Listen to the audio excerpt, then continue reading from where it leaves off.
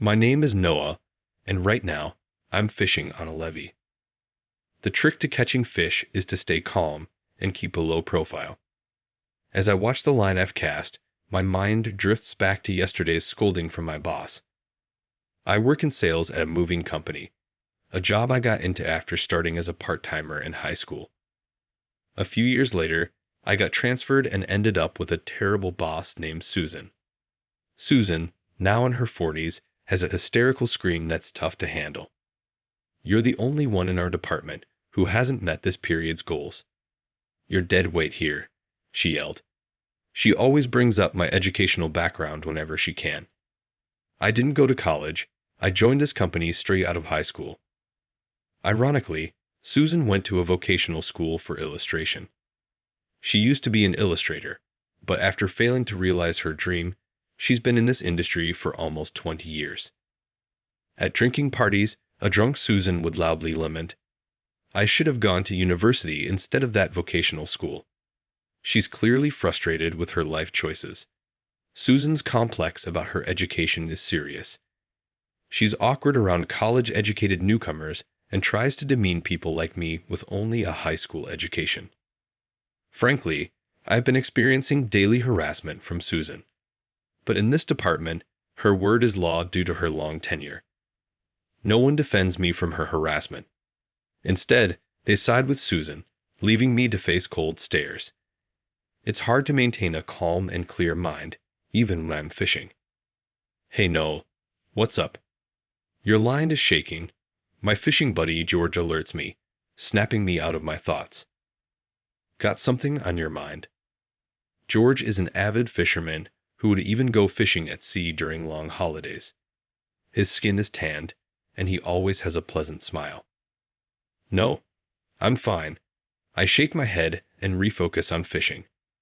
I can't let my personal issues disturb George's enjoyable private time. "Oh, now you're focused." George laughs. "It's only when I'm fishing like this that I can forget the unpleasant things." After refocusing, I got a hit on my fishing rod. When I reeled it in, it turned out to be a pretty big catch. My fishing buddies erupted in cheers. "Nice catch. This must be the king of this area. Your family will be thrilled." George rejoices as if it's his own achievement. I feel my face stiffen momentarily, but quickly muster a smile. Even on a day when I catch a big one, I'm still bogged down with worries. I sigh inwardly. I just couldn't bring myself to say it in front of George that my wife was having an affair. I have a wife, Helen, and a daughter, Sarah, who just turned 11. Even when things got tough, I could keep going by thinking of my family. But lately, Helen's behavior has been strange. She's unusually cold towards me, and I feel like she's distancing herself. That's not all. Recently, I saw Helen dressed up, walking with a man I didn't recognize on my way back from work. I watched the scene in disbelief. I couldn't believe Helen would. It just didn't seem possible. I was too afraid to confront her about the truth, so I still haven't asked. I hope it's just my misunderstanding. As pathetic as it sounds, I find myself wanting to ignore it more and more each day. I thought showing her the fish I caught today might improve our relationship, even just a little. So, with that faint hope, I hurried back home, packing the fish in a cooler. But my wishful thinking quickly crumbled. Helen didn't even glance at the fish I brought home and instead handed me a piece of paper that wiped the smile off my face. It said, "Divorce." "No way, are you kidding?" Even as I said that, Helen's cold expression didn't change. "I'm tired of being with a man who's gloomy, boring, and smells like fish. I want to start my life over." I was stunned by Helen's harsh words. "Start over? Are you saying you're going to be with that man?" I finally confronted Helen about seeing her with another man a few weeks ago and accused her of cheating. Helen looked surprised for a moment, saying, "You saw that, huh?" But then she blamed me, saying, "It's all your fault. You've always been so incompetent." Such a selfish reason, but I, not good with words, couldn't come up with a good response. I yelled, The affair was your doing. Yet Helen retorted, "Do you even know how much you earn? With that salary, you expect me to do all the housework and take care of Sarah while working. What are you acting so high and mighty for?" Sure, I had my shortcomings, but I never intended to put everything on Helen. However, it's partly true that she had more burden, and I found myself at a loss for words. I always got out-argued in arguments. In the end, I couldn't stop Helen, and she left the house with our daughter Sarah. All I could do was watch Sarah leave with a sad face. The next weekend, I was standing absent-mindedly on the breakwater where I usually fish. The evening sky turned the sea an orange hue. They say staring at the vast ocean makes your troubles seem small, but just looking at the sea won't bring Helen and Sarah back. My worries only grew day by day. I had no love left for Helen. I couldn't forgive her for driving me to utter despair. I thought, go wherever you want with another man, but the problem was our daughter, Sarah. I want to live with my beloved daughter, but now, in the midst of a custody battle. Knowing that the mother gets custody 90% of the time, the odds seemed grim. Even if the divorce is due to the wife's infidelity, it's bizarre how the custody usually doesn't go to the husband. Will I never be able to live with Sarah again? The more I thought about it, the more depressed I became. And then, at that moment, my fishing buddy George suddenly asked me, "Hey Noel, I thought you had left already. What's with that look?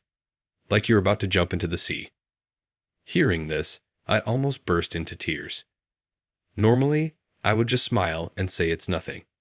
But today, I just couldn't. I poured out all my pent-up emotions to George.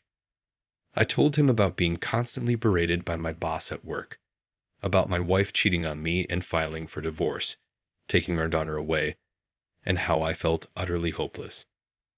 I've been told I'm worthless by both my job and my family.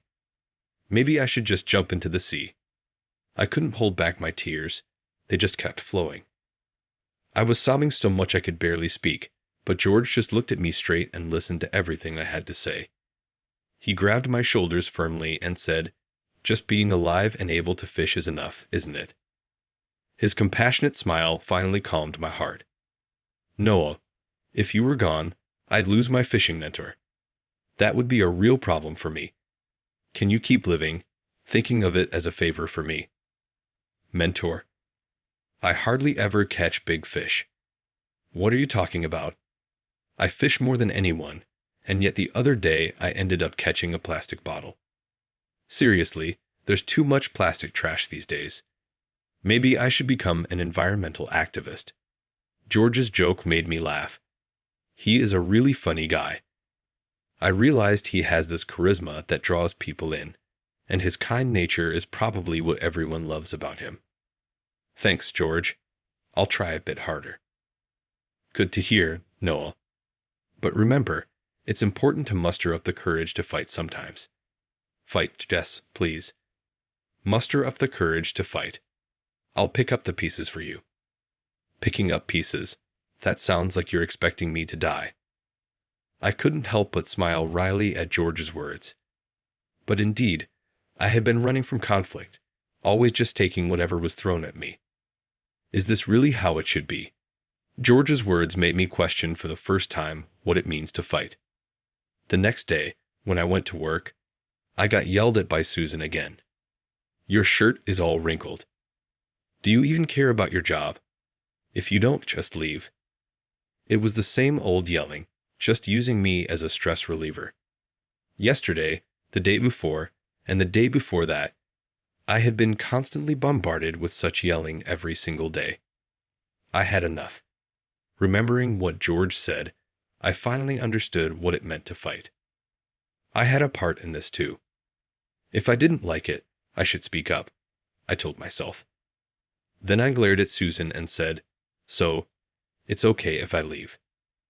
Her face changed color as she wasn't expecting me to talk back. "What? Well, it's not a problem." I could see she was clearly shaken. I slammed the resignation letter I had written earlier onto Susan's desk. "Then please submit this to our president." The atmosphere in the office changed instantly. "I can't believe Noah is snapping," someone said in a frightened voice. "Fine, fine. If you insist that much, I'll take your resignation letter to the president's office right away." With a huff, Susan gripped my resignation letter and headed towards the president's office. So, this is the end of this company I have worked for so many years. The thought made me feel a bit sad. I did love my job here. Well, for now, I'll head to my usual fishing spot this coming weekend. I'll make sure George picks up my pieces as he promised. Just as I was thinking about this and started to tidy up my desk, it happened suddenly. The phone on my desk rang. The call was from the president's office. Maybe it's about the resignation letter. Thinking this, I answered the phone and was told, "Please come to the president's office immediately." I left my desk as it was and headed straight there. Entering the president's office, I found Mr. Thompson, the president, and Susan inside. Surprisingly, Susan suddenly apologized to me. "I'm sorry. I went too far. Please reconsider submitting your resignation." I was puzzled about what was happening, but Mr. Thompson explained, "Noah, you were handling our major client, Bridgewater Commercial, but recently Susan took over, right?" "Yes, that's correct. I was in charge of Bridgewater Commercial until last week. I always believed in nurturing relationships with our existing clients just as much as acquiring new ones, so I took care to handle them meticulously. However, due to low sales, Susan finally took over the account. About that, the client has said, 'If it's not Noah, we may reconsider our business with you.'" "What? Mr. Bridgewater said that?" "It's a problem. Mr. Bridgewater personally lodged a complaint, and just when Susan brought in your resignation, I ordered her to convince you to stay." "I see, so that's what this is about." I glared hard at Susan. She seemed a bit intimidated. Now was the time to truly fight. I have been suffering from workplace harassment by Susan. At this, President Thompson's expression changed. "What? What do you mean, Susan?" Susan stammered, I told Mr. Thompson about all the abuse I had endured from her.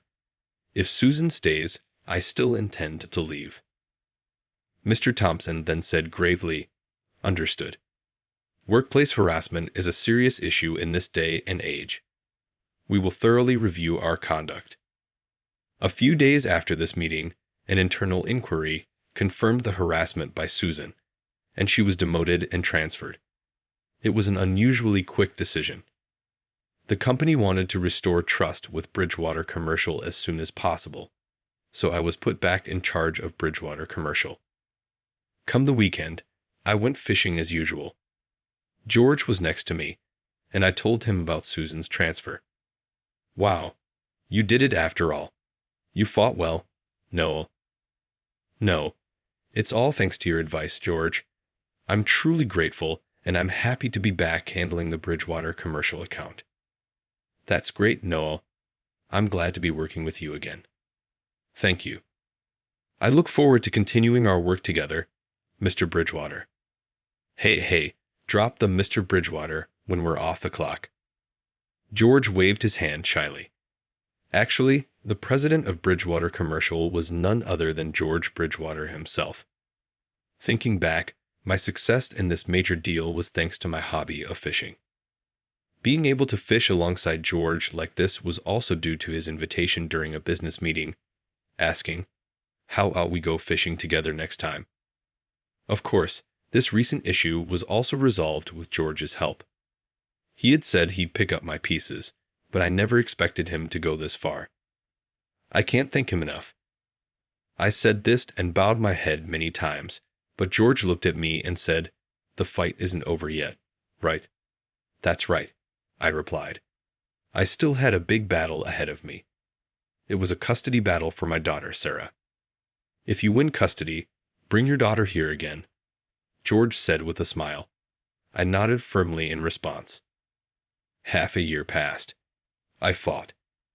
I confronted my wife, Helen, head-on.